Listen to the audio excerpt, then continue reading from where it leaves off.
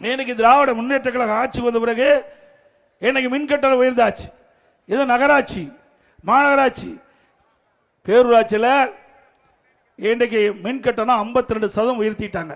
ஆண்டுக்கு 5% உயர்த்தப்படும் என்று அறிவிக்கப்பட்டு இன்றைக்கு 3 வருடத்தில் 15% உயர்த்தி 67% மின்கட்டணம் உயர்ந்தாச்சு. அதுவும் கடைக்கு பீக் கவர்னு வச்சிருக்கிறாங்க. அதில் 6லிருந்து 9 வரைக்கும் ரெட்டிப்பு சார்ஜ் வசூல் பண்ணுறாங்க. பிறகு நகராட்சி அவருடைய பங்குக்கு வரி போடுறாங்க. வீட்டுக்கு 100% வரி உயர்வு, வீட்டுக்கு 100% வரி உயர்வு, ஆண்டுக்கு 6% வரி உயர்வு அதிகம். கடைக்கு 150% வரி உயர்வு, ஆண்டுக்கு 6% வரி உயர்வு.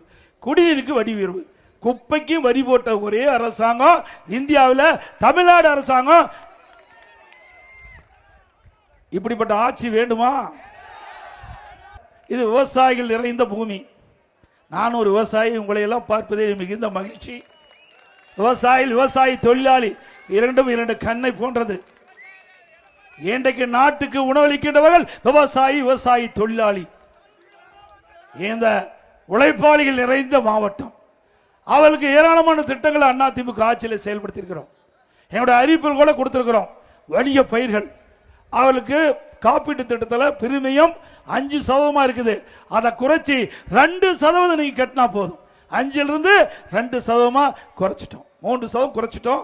இனி 2% காப்பீட்டு பிரிமியம் கட்டினா போதும்.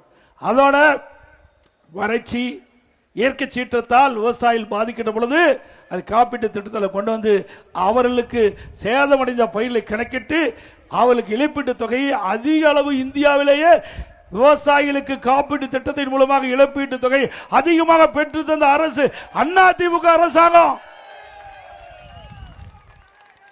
அதே போல விவசாயிகள் பயனடைய வேண்டும் என்பதற்காக 2016ஆம் ஆண்டு இதே புரட்சி தலைவி அம்மாவல் தேர்தல் அறிக்கையிலே குறிப்பிட்டார்கள்.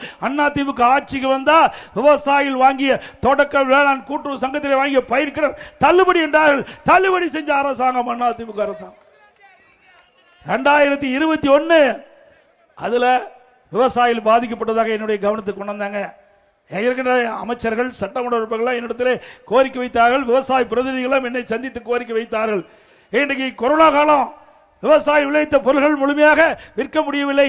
எங்களுக்கு பெரும் நஷ்டம் ஏற்பட்டு விட்டது.